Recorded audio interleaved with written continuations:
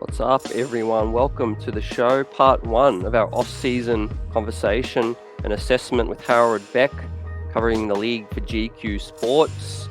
Like, subscribe to the channel. Glad you could join us for part one. We'll be talking to Howard about the Knicks off-season thus far. How much has the Knicks improved? How does he see the Knicks across the East, pecking order, right? Some storylines to watch in the upcoming season. Are there more moves to come?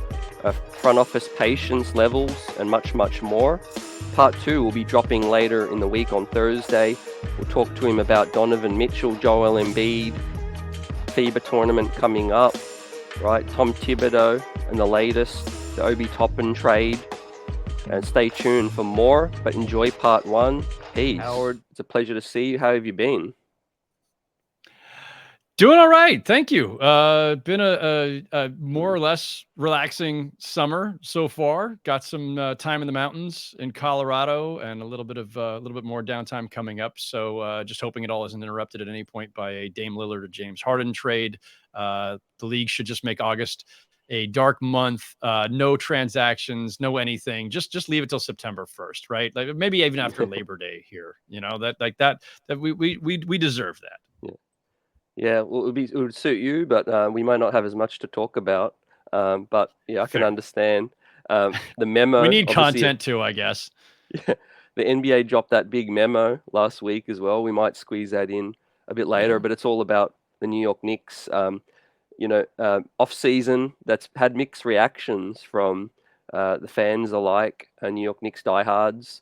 But the Knicks have made an improvement. They've signed Villanova, former teammate Josh Hart, Jalen Brunson, Dante DiVincenzo for the mid-level exception. Hart opted in, and it looks like there's an extension coming up for Josh Hart, potentially August. Emmanuel Quickley's extension still to come. How much have the Knicks improved in your eyes? How have you seen the offseason thus far? I probably don't see it as negatively as some Knicks fans who are hoping for more fireworks do. I probably don't see it maybe as positively as some.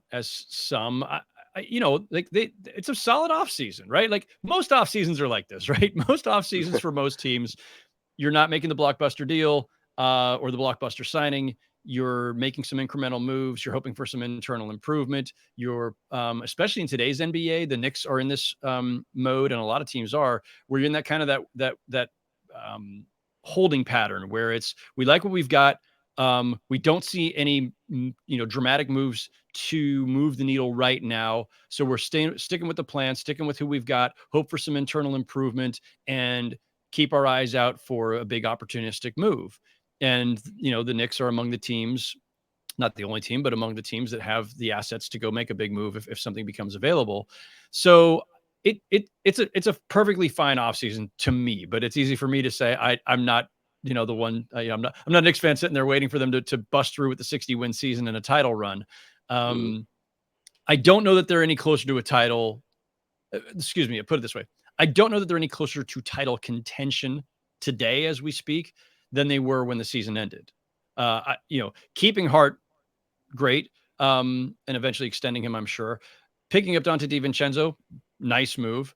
But they added DiVincenzo and they offloaded for very little Obi Toppin, and so you've got a little bit of a glut of guards and wings, and maybe a little bit of a deficit in the front court. But we're still on the August 1st here, right? So I would think that it's I'm not predicting anything, but I wouldn't be surprised if there were more moves to come, minor moves between now and the opening of training camp. But yeah, like I like the addition of DiVincenzo. Is that changing their ultimate fate next spring? Probably not. And I don't think they would try to make that case either necessarily. But I don't. We'll get to the pecking order in the East, I know, but like I'm not sure the pecking order's changed that much. And I also think that in the NBA, improvement is always relative to what your rivals did, right? You make a move, but other teams have made their moves as well. Did you do enough to vault yourself over a couple of teams? I don't see that the Knicks did enough to, significantly change where they are in the pecking order in the East.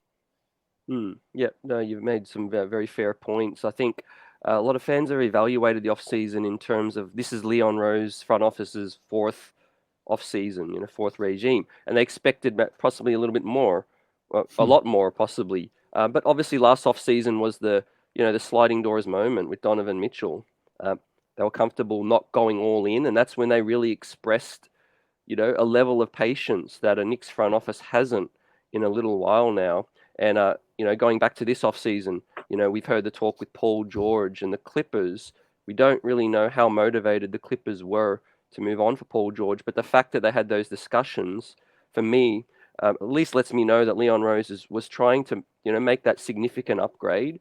But the talks were the Paul George being open to come to the Knicks, but the extension that was to come with that, possibly a 5-year extension. As a 33-year-old, a lot of the great guys on the beat have reported that, the Knicks are selective about that big next acquisition. How would you feel about that? About Paul George in particular? Yeah, and the fact that the Knicks are just expressing this sort of level of patience where it's, hey, we would like this player, but not at this price. Sure. You have to be careful in this league. You can like the player, but not like the contract or the contract situation or the age or the injury history. And, if the calculus is, does Paul George put us over the top? Does he make us a contender? Then you're more willing to take on some of that risk. That Paul George is heading into the walk year of his contract, that he's eligible for a massive extension, that he has the injury history that he has, and at his age, those are all, risk factors. Is Paul George plus what you've got minus whatever you're sending out to get him? And I imagine the Clippers would want quite a bit. Does that push it forward enough? I don't know they ever got to the point of being able to say no to anything. So I don't want to, go too far with that, right? It's not as if the Knicks, I don't think they actively made a decision not to acquire Paul George. I think the Clippers actively made a decision to see if Paul George could get them anything worthwhile. And then they decided, you know what, we're staying the course. Like the Clippers are staying the course. They're keeping Paul George. They're keeping Kawhi Leonard. They re-signed Russell Westbrook. They might be trading for James Harden. The Clippers seem to be doubling, tripling, quadrupling down on the Paul George Kawhi Leonard experiment and hoping that this time it finally works. This will be the year that they finally all stay healthy and they make a run. And maybe they will. They've got, like, the talent is there. Talent's always been there. They just got to stay healthy. They've got a good supporting cast. James Harden feels almost like one move too many to me, but whatever. We'll see if they get him or not. So it's Paul George. I don't know if he was ever truly on the table or gettable. So I don't know that he was ever if the Knicks were ever in a position to say no. That the Knicks, going back to the Donovan Mitchell discussion, have generally exercised a certain kind of patience, and set some limits for themselves is obviously, I think, the wise route, and in contrast to how they'd operated for most of the last 20 years. So that's all good.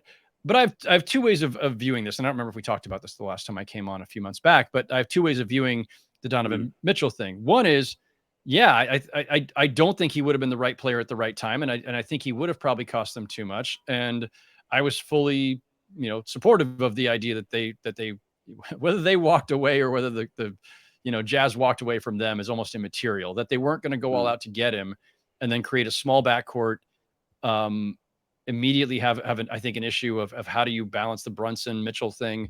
Like we just saw in vivid, terms, Mitchell and Darius Garland, I think, having a little bit of a difficulty in trying to work it out in real time while losing to the Knicks in 5. And, it would have been some version of that, I think, with the Knicks. So I was fine with that. But the flip side of it is, and to the point that you raise about Knicks fans who are saying, hey, this is Leon Rose's 4th offseason.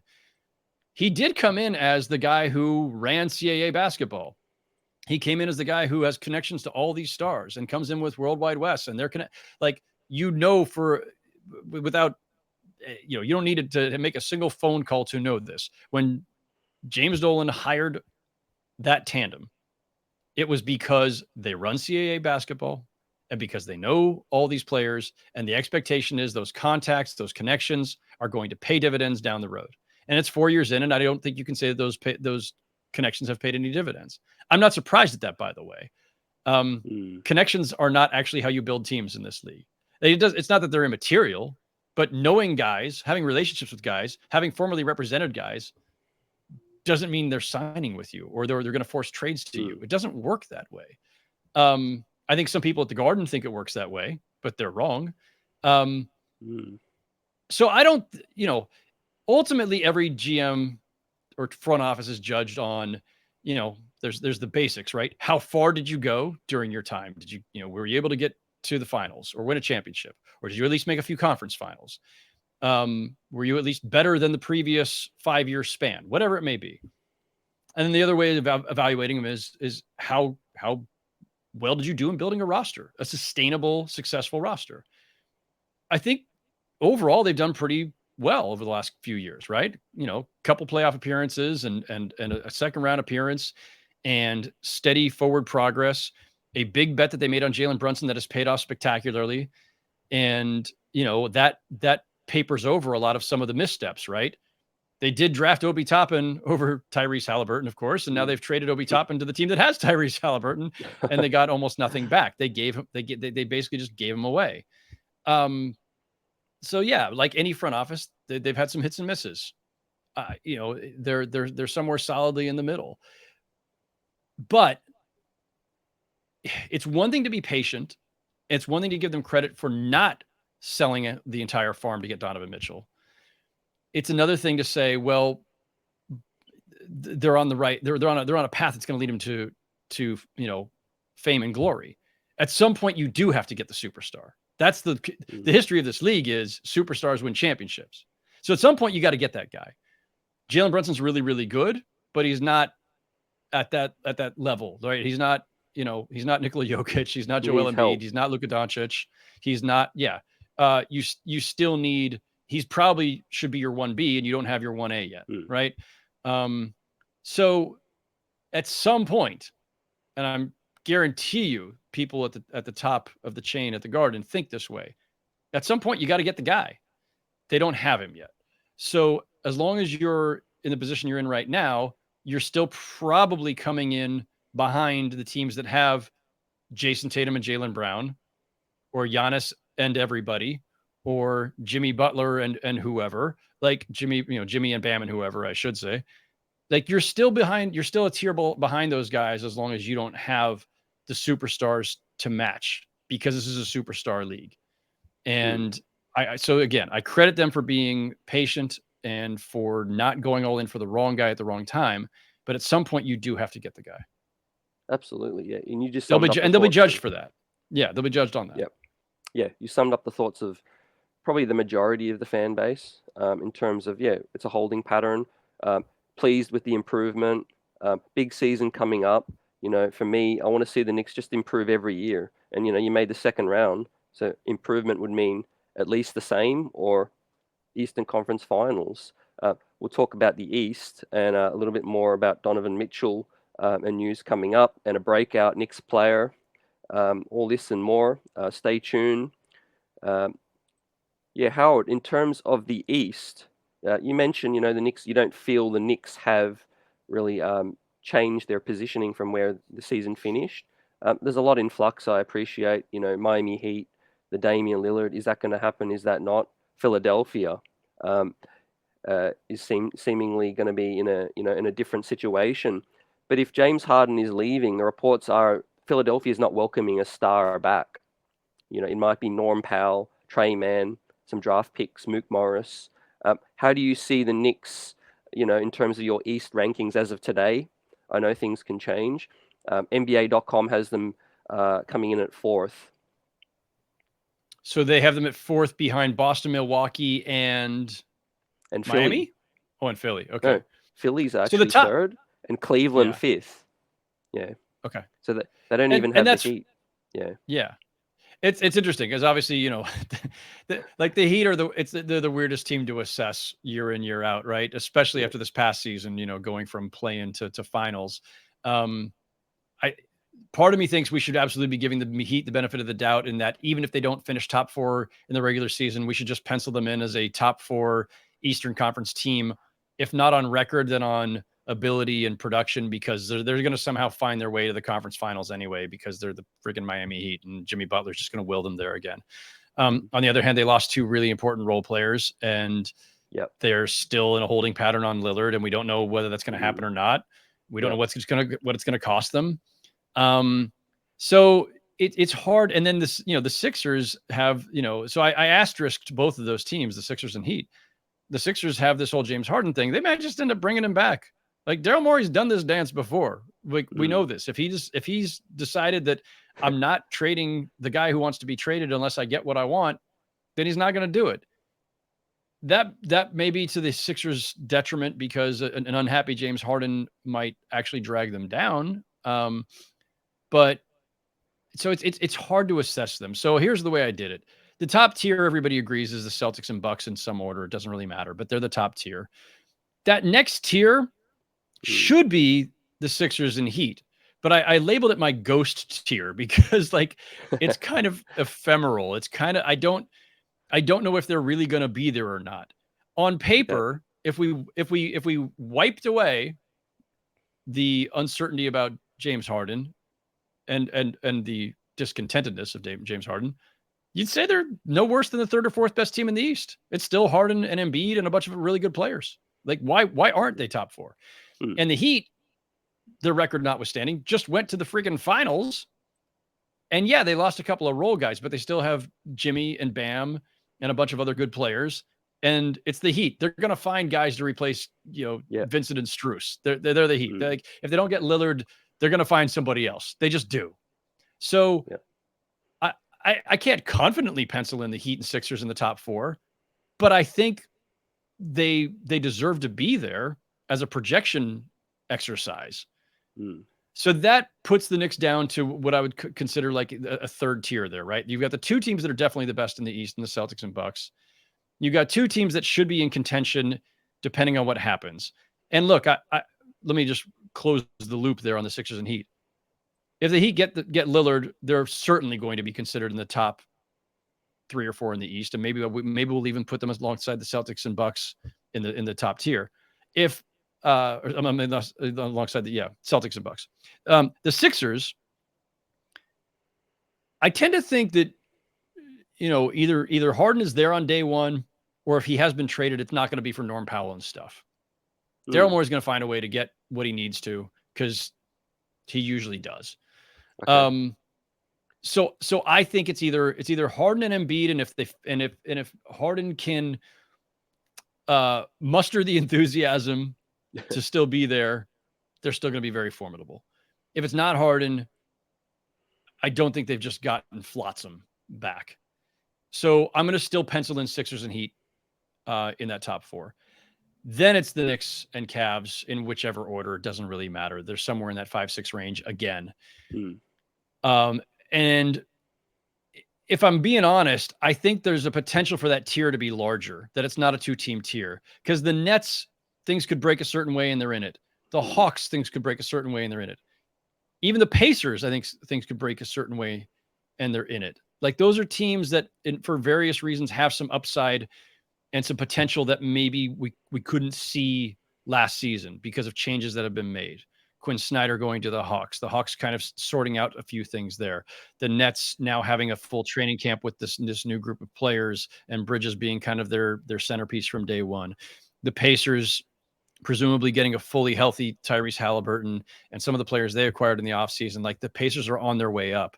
So I think there's a possibility that the third tier, just outside the top 4 in the East, could be Cavs, Knicks, Nets, Hawks, Pacers in some order.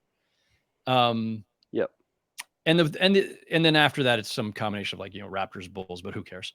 And it falls off after that. And I'm not ready to proclaim the Magic to be that relevant yet. I think if I'm the Knicks, the thing that would concern me, I'm hoping for mayhem in Philly. I'm hoping that the Heat somehow don't get Dame Lillard. But I'd still be concerned with the fact that you really don't have the firepower to keep up with those two top teams, the teams that everybody agrees are the top tier. And when it comes to the Cavs, all right, you beat them in 5, but which team actually has more upside? I'd argue it's probably the Cavs. Like, Darius Garland, that was his first playoff run, and he was deer in headlights, and so was Evan Mobley. And Evan Mobley's got all the potential in the world to be an incredible player, a perennial All-NBA kind of guy. And maybe year 2 of Mitchell and Garland will be a little bit more comfortable. The chemistry will be a little bit better. Like, I just think, and besides that, the Cavs, I think, had a pretty solid offseason themselves. This is why, going back to our first discussion, I said your improvement in the offseason is still relative to what your rivals did. Like the Cavs in getting Strus and George Niang, like they actually patched up their areas of biggest need, I think. And the bench is still, probably could be better, but their depth was a really big issue, and everything after the top 4 was a really big issue. They had a really good offseason, and their young guys are have a lot of growth yet. So I think it's fair to pencil in the Knicks over the Cavs based on them beating them head to head, but I also think the Cavs have more upside in that roster. In terms of playoff experience, they may have learned some things. A lot of pressure on the Knicks in terms of the expectations. Would you say if Julius Randle and Jalen Brunson are in heavy all-star consideration, that would mean that's right where you've got them in terms of, they've got that excellent chance to finish 4th or 5th? I don't know what to make of Julius Randle anymore, to be honest. And I'm guessing a lot of your listeners are probably saying hallelujah, or amen, or a combination of the two. He's just so hard to figure out. He's an incredibly talented player, and by all accounts, a really good guy, but just obviously a little volatile and a little unpredictable. And I know he was banged up in the playoffs, but a lot of guys are banged up in the playoffs. I don't know how much you can rely on him. And it's, he's all NBA, then he's taking a massive step backwards. Then he's all NBA again. And we're going to follow the same pattern. Does he regress again this season? I don't know. I've got to think that if the Knicks had an option to move him for something of value, that they would. I don't know that, like, we've seen enough of Julius Randle by now to I think safely conclude that he's not necessarily the guy that you want to rely on year in, year out, especially in the playoffs, and try to get you to a deep playoff run. Like, he's just hard to rely on. And but he's the guy you got, right? And you've traded Toppin, so you don't really have anybody else to step in to that void. If there's going to be a void, they're kind of married to him at this point. Yep. And that's a wrap for part 1 of our off-season conversation with Howard Beck. Like and subscribe to the channel. Appreciate you for watching. And part 2 will be dropping on Thursday. We'll be talking to Howard about what his thoughts are on Donovan Mitchell's future in Cleveland. What is his reaction to the comments made by Tim Bontemps? Should Cleveland trade Spida? What's the latest with the FIBA tournament and possibly RJ Barrett's breakout off-season? Tom Thibodeau, the critique, and the Obi Toppin trade.